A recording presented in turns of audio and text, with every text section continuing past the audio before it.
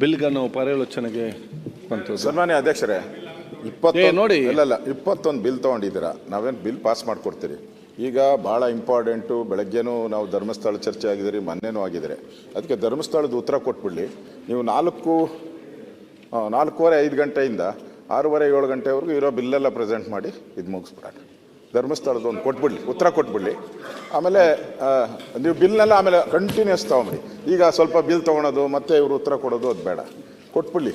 ಹೇಗೋ ಬೆಳಗ್ಗೆನೂ ಮಾತಾಡಿದ್ದಾರೆ, ಸ್ವಲ್ಪ ರೋಷಾವೇಶದಲ್ಲಿ ಬಂದಿದ್ದಾರೆ. ಈಗ ಏನು ಅದಕ್ಕೆ ಉತ್ತರ ಬಂದ್ಬಿಡಿ. ಮಾನ್ಯ ಅಧ್ಯಕ್ಷರೇ, ವಿರೋಧ ಪಕ್ಷದ ನಾಯಕರು ಮತ್ತು ಎಲ್ಲ ಗೌರವಾನ್ವಿತ ಸದಸ್ಯರು ಬೆಳಿಗ್ಗೆ ಒಂದು ವಿಷಯವನ್ನು ಪ್ರಸ್ತಾಪ ಮಾಡಿದರು. ಯಾರೊಬ್ಬ ವ್ಯಕ್ತಿ ಮುಖ್ಯಮಂತ್ರಿಗಳ ಬಗ್ಗೆ, ಯಾಕೆಂದರೆ ನಾನು ಅವರ ಹೆಸರು ಹೇಳೋದಕ್ಕೂ ಕೂಡ ಈ ಸದನದಲ್ಲಿ ಅರ್ಹತೆ ಇರೋದಿಲ್ಲ. 24, 26, 28 ಮರ್ಡರ್ಗಳನ್ನು ಮುಖ್ಯಮಂತ್ರಿಗಳು ಮಾಡಿದ್ದಾರೆ ಅಂತಕ್ಕಂಥ ಮಾತನ್ನು ಆ ವ್ಯಕ್ತಿ ಹೇಳಿದ್ದಾನೆ ಅಂಥೇಳಿ ಭಾಳ ಜೋರಾಗಿ ಅವನನ್ನು ಯಾಕೆ ಅರೆಸ್ಟ್ ಮಾಡಲಿಲ್ಲ, ಸರ್ಕಾರ ಹೀಗಿದೆ ಹಾಗಿದೆ ಅಂತೆಲ್ಲ ಮಾತಾಡಿದರು. ಒಂದು ಸದನಕ್ಕೆ ಒಂದು ಮಾಹಿತಿ ಏನಂದರೆ, ಆ ವ್ಯಕ್ತಿ ಮಾತನಾಡಿರ್ತಕ್ಕಂಥದ್ದು ಮೇ 27, 2023. ಈಗ ಮಾತಾಡಿಲ್ಲ ಅವನು. ಬಹುಶಃ ಆಗ ನಮ್ಮ ಸರ್ಕಾರನೂ ಇರಲಿಲ್ಲ, ಆಗ ಚುನಾವಣೆಯ ಸಂದರ್ಭ ಅಂತ ಕಾಣಿಸುತ್ತೆ. 27 ಮೇ, ಆಗ ಇನ್ನೂ ಸರ್ಕಾರ ರಚನೆ ಆಗಿರಲಿಲ್ಲ. ಆ ಸಂದರ್ಭದಲ್ಲಿ ಆಡಿರ್ತಕ್ಕಂಥ ಮಾತು, ಅದನ್ನು ತಾವು ಅದು ಯಾಕೆ ಈಗ ಪ್ರಸ್ತಾಪ ಮಾಡಿದ್ರಿ ಅಂತ ನನಗೆ ಗೊತ್ತಿಲ್ಲ.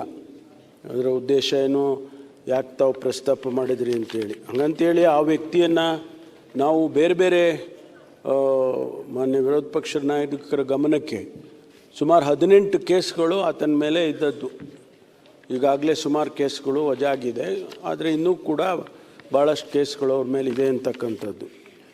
ಅವ್ರ ಮೇಲೆ ಕ್ರಮ ತಗೊಳ್ಳೋದ್ರ ಬಗ್ಗೆ ಯಾವುದೇ ಕಾಂಪ್ರಮೈಸ್ ಇಲ್ಲ. ಅವ್ರ ಮೇಲೆ ಏನು ಕಾನೂನು ಪ್ರಕಾರ ಸೂಕ್ತವಾದ ಕ್ರಮ ತಗೋಬೇಕೋ ಮುಲಾಜಿಲ್ಲದೆ ನಿರ್ದಾಕ್ಷಿಣ್ಯವಾಗಿ ಕ್ರಮವನ್ನು ತೆಗೆದುಕೊಳ್ತೇವೆ. ಆದ್ದರಿಂದ ಸ್ವಲ್ಪ ವೆರಿಫಿಕೇಷನ್ ಮಾಡಿಕೊಂಡ್ರೆ ಯಾವ ಸಂದರ್ಭದಲ್ಲಿ ಯಾರು ಮಾತನಾಡಿದರು, ಅದು ಈ ಪ್ರಸ್ತಾಪ ಈಗ ಮಾಡೋದ್ರ ಉದ್ದೇಶ ಏನು ಅನ್ನೋದು ಸ್ವಲ್ಪ ತಿಳಿಸಿದರೆ ಭಾಳ ಸದನಕ್ಕೆ ಒಳ್ಳೆಯದಾಗುತ್ತೆ ಅಂಥೇಳಿ ನಾನು ಈ ಸಂದರ್ಭದಲ್ಲಿ ಹೇಳೋದಕ್ಕೆ ಬಯಸ್ತೇನೆ.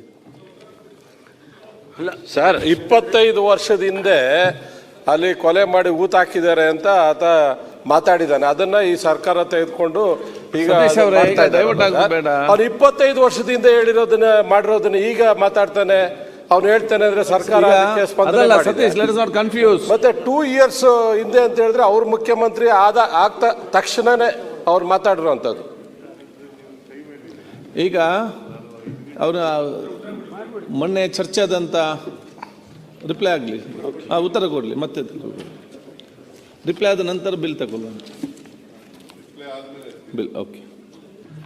ಬಿಲ್ಗನ್ನು ಪರ್ಯಾಲೋಚನೆಗೆ ಬಂತು. ಸನ್ಮಾನ್ಯ ಅಧ್ಯಕ್ಷರೇ, ನೋಡಿ ಇಲ್ಲ 21 ಬಿಲ್ ತೊಗೊಂಡಿದ್ದೀರಾ. ನಾವೇನು ಬಿಲ್ ಪಾಸ್ ಮಾಡಿಕೊಡ್ತೀರಿ. ಈಗ ಭಾಳ ಇಂಪಾರ್ಟೆಂಟು. ಬೆಳಗ್ಗೆನೂ ನಾವು ಧರ್ಮಸ್ಥಳ ಚರ್ಚೆ ಆಗಿದ್ದೀರಿ, ಮೊನ್ನೆನೂ ಆಗಿದ್ದೀರಿ. ಅದಕ್ಕೆ ಧರ್ಮಸ್ಥಳದ ಉತ್ತರ ಕೊಟ್ಬಿಡಲಿ. ನೀವು 4:45 5 ಗಂಟೆಯಿಂದ 6:30 7 ಗಂಟೆವರೆಗೂ ಇರೋ ಬಿಲ್ಲೆಲ್ಲ ಪ್ರೆಸೆಂಟ್ ಮಾಡಿ ಇದು ಮುಗಿಸ್ಬಿಡೋಣ. ಧರ್ಮಸ್ಥಳದ ಒಂದು ಕೊಟ್ಬಿಡ್ಲಿ, ಉತ್ತರ ಕೊಟ್ಬಿಡ್ಲಿ. ಆಮೇಲೆ ನೀವು ಬಿಲ್ನೆಲ್ಲ ಆಮೇಲೆ ಕಂಟಿನ್ಯೂಸ್ ತೊಗೊಂಬ್ರಿ. ಈಗ ಸ್ವಲ್ಪ ಬಿಲ್ ತೊಗೊಳೋದು ಮತ್ತೆ ಇವರು ಉತ್ತರ ಕೊಡೋದು ಅದು ಬೇಡ, ಕೊಟ್ಬಿಡ್ಲಿ. ಹೇಗೋ ಬೆಳಗ್ಗೆನೂ ಮಾತಾಡಿದ್ದಾರೆ, ಸ್ವಲ್ಪ ರೋಷಾವೇಶದಲ್ಲಿ ಬಂದಿದ್ದಾರೆ. ಈಗ ಏನು ಅದಕ್ಕೆ ಉತ್ತರ ಬಂದ್ಬಿಡಿ. ಮಾನ್ಯ ಅಧ್ಯಕ್ಷರೇ, ವಿರೋಧ ಪಕ್ಷದ ನಾಯಕರು ಮತ್ತು ಎಲ್ಲ ಗೌರವಾನ್ವಿತ ಸದಸ್ಯರು ಬೆಳಿಗ್ಗೆ ಒಂದು ವಿಷಯವನ್ನು ಪ್ರಸ್ತಾಪ ಮಾಡಿದರು. ಯಾರೊಬ್ಬ ವ್ಯಕ್ತಿ ಮುಖ್ಯಮಂತ್ರಿಗಳ ಬಗ್ಗೆ, ಯಾಕೆಂದರೆ ನಾನು ಅವರ ಹೆಸರು ಹೇಳೋದಕ್ಕೂ ಕೂಡ ಈ ಸದನದಲ್ಲಿ ಅರ್ಹತೆ ಇರೋದಿಲ್ಲ. 24, 26, 28 ಮರ್ಡರ್ಗಳನ್ನು ಮುಖ್ಯಮಂತ್ರಿಗಳು ಮಾಡಿದ್ದಾರೆ ಅಂತಕ್ಕಂಥ ಮಾತನ್ನು ಆ ವ್ಯಕ್ತಿ ಹೇಳಿದ್ದಾನೆ ಅಂಥೇಳಿ ಭಾಳ ಜೋರಾಗಿ ಅವನನ್ನು ಯಾಕೆ ಅರೆಸ್ಟ್ ಮಾಡಲಿಲ್ಲ, ಸರ್ಕಾರ ಹೀಗಿದೆ ಹಾಗಿದೆ ಅಂತೆಲ್ಲ ಮಾತಾಡಿದರು. ಒಂದು ಸದನಕ್ಕೆ ಒಂದು ಮಾಹಿತಿ ಏನಂದರೆ, ಆ ವ್ಯಕ್ತಿ ಮಾತನಾಡಿರ್ತಕ್ಕಂಥದ್ದು ಮೇ 27, 2023. ಈಗ ಮಾತಾಡಿಲ್ಲ ಅವನು. ಬಹುಶಃ ಆಗ ನಮ್ಮ ಸರ್ಕಾರನೂ ಇರಲಿಲ್ಲ, ಆಗ ಚುನಾವಣೆಯ ಸಂದರ್ಭ ಅಂತ ಕಾಣಿಸುತ್ತೆ. 27 ಮೇ, ಆಗ ಇನ್ನೂ ಸರ್ಕಾರ ರಚನೆ ಆಗಿರಲಿಲ್ಲ. ಆ ಸಂದರ್ಭದಲ್ಲಿ ಆಡಿರ್ತಕ್ಕಂಥ ಮಾತು, ಅದನ್ನು ತಾವು ಅದು ಯಾಕೆ ಈಗ ಪ್ರಸ್ತಾಪ ಮಾಡಿದ್ರಿ ಅಂತ ನನಗೆ ಗೊತ್ತಿಲ್ಲ. ಅದರ ಉದ್ದೇಶ ಏನು, ಯಾಕೆ ತಾವು ಪ್ರಸ್ತಾಪ ಮಾಡಿದ್ರಿ ಅಂತೇಳಿ. ಹಂಗಂತೇಳಿ ಆ ವ್ಯಕ್ತಿಯನ್ನು ನಾವು ಬೇರೆ ಬೇರೆ ಮಾನ್ಯ ವಿರೋಧ ಪಕ್ಷದ ನಾಯಕರ ಗಮನಕ್ಕೆ ಸುಮಾರು 18 ಕೇಸ್ಗಳು ಆತನ ಮೇಲೆ ಇದ್ದದ್ದು. ಈಗಾಗಲೇ ಸುಮಾರು ಕೇಸ್ಗಳು ವಜಾಗಿದೆ, ಆದರೆ ಇನ್ನೂ ಕೂಡ ಭಾಳಷ್ಟು ಕೇಸ್ಗಳು ಅವ್ರ ಮೇಲೆ ಇದೆ ಅಂತಕ್ಕಂಥದ್ದು. ಅವ್ರ ಮೇಲೆ ಕ್ರಮ ತಗೊಳ್ಳೋದ್ರ ಬಗ್ಗೆ ಯಾವುದೇ ಕಾಂಪ್ರಮೈಸ್ ಇಲ್ಲ. ಅವ್ರ ಮೇಲೆ ಏನು ಕಾನೂನು ಪ್ರಕಾರ ಸೂಕ್ತವಾದ ಕ್ರಮ ತಗೋಬೇಕೋ ಮುಲಾಜಿಲ್ಲದೆ ನಿರ್ದಾಕ್ಷಿಣ್ಯವಾಗಿ ಕ್ರಮವನ್ನು ತೆಗೆದುಕೊಳ್ತೇವೆ. ಆದ್ದರಿಂದ ಸ್ವಲ್ಪ ವೆರಿಫಿಕೇಷನ್ ಮಾಡಿಕೊಂಡ್ರೆ ಯಾವ ಸಂದರ್ಭದಲ್ಲಿ ಯಾರು ಮಾತನಾಡಿದರು, ಅದು ಈ ಪ್ರಸ್ತಾಪ ಈಗ ಮಾಡೋದ್ರ ಉದ್ದೇಶ ಏನು ಅನ್ನೋದು ಸ್ವಲ್ಪ ತಿಳಿಸಿದರೆ ಭಾಳ ಸದನಕ್ಕೆ ಒಳ್ಳೆಯದಾಗುತ್ತೆ ಅಂಥೇಳಿ ನಾನು ಈ ಸಂದರ್ಭದಲ್ಲಿ ಹೇಳೋದಕ್ಕೆ ಬಯಸ್ತೇನೆ.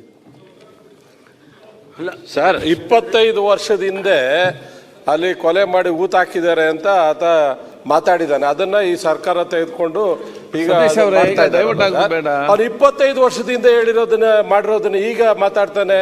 ಅವ್ನು ಹೇಳ್ತಾನೆ ಅಂದ್ರೆ ಸರ್ಕಾರ ಮತ್ತೆ 2 years ಹಿಂದೆ ಅಂತ ಹೇಳಿದ್ರೆ ಅವ್ರ ಮುಖ್ಯಮಂತ್ರಿ ಆಗ್ತಾ ತಕ್ಷಣನೇ ಅವ್ರು ಮಾತಾಡಿರುವಂಥದ್ದು.